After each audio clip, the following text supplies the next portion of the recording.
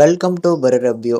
இந்த வீடியோல 2025லேருந்து எடுக்கப்பட்ட ஒரு தமிழ் திரைப்படமான மாடர்ன் கோடை விழா திரைப்படம் எப்படி இருக்கு அப்படிங்கிறத தான் பார்க்க போறோம். இந்த திரைப்படம் வந்து அமேசான் பிரைம் வீடியோஸ்ல இப்போ வந்து அவைலபிளா இருக்கு. எப்படி இருக்குங்கிறத பார்த்துடலாம். இதுல இந்த படத்தோட கதை வந்து முழுக்க முழுக்க திருநெல்வேலி மாவட்டத்தை சேர்ந்த ஒரு பர்ட்டிகுலரான கிராமத்தை சுத்தி இந்த கதை நடக்குதுங்க. ஸோ இந்த கதையோட ஸ்டார்ட்டிங் சீன்லேயே வந்து ஒரு நல்ல ஒரு திருவிழா, ஊர் திருவிழா வந்து நடந்துட்டு இருக்கும். ஸோ அங்கேருந்து கூத்தாடக்கூடிய ஒரு பொண்ணு வந்து அன்டைமில் முடிச்சுட்டு போவா. ஸோ போகும்போது வந்து பார்த்தீங்கன்னா மர்மமான முறையில் இறந்து கிடப்பா. காலில் வந்து பார்த்தீங்கன்னா அவளோட பொணத்தை வந்து எடுத்துகிட்டு போவாங்க.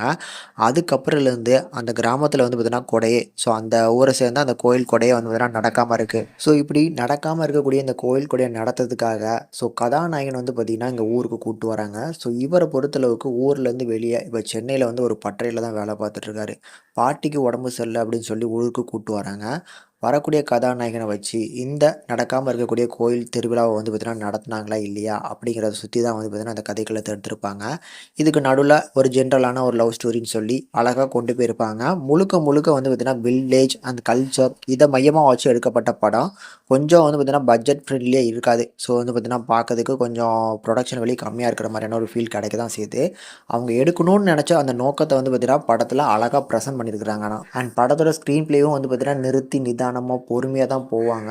ஒவ்வொருத்தரோட டைலாக்கும் நிறுத்தி நிதானமாக தான் போகும். அதனால் வந்து பார்த்தீங்கன்னா முடிஞ்சால் அந்த படத்தை ட்ரை பண்ணி பாருங்கள். ஒரு கல்ச்சரை பேஸ் பண்ணி எடுக்கப்பட்ட படங்கள் அப்படிங்கிறது உங்களுக்கு ரொம்ப பிடிக்கும் அப்படின்னா முடிஞ்சால் ட்ரை பண்ணி பார்க்கலாம். ஒரு கமர்ஷியல் என்டர்டெயின்மெண்ட்டாக அந்த படம் பார்க்கணும்னு நினச்சிங்கன்னா அது இந்த படத்தில் கிடைக்குமான்னு கேட்டிங்கன்னா கொஞ்சம் டவுட்டு தான். சில ஆடியன்ஸுக்கு பிடிக்கிறதுக்கு வாய்ப்பு இருக்குது. அதனால் முடிஞ்சால் வேணால் ட்ரை பண்ணி பாருங்கள்.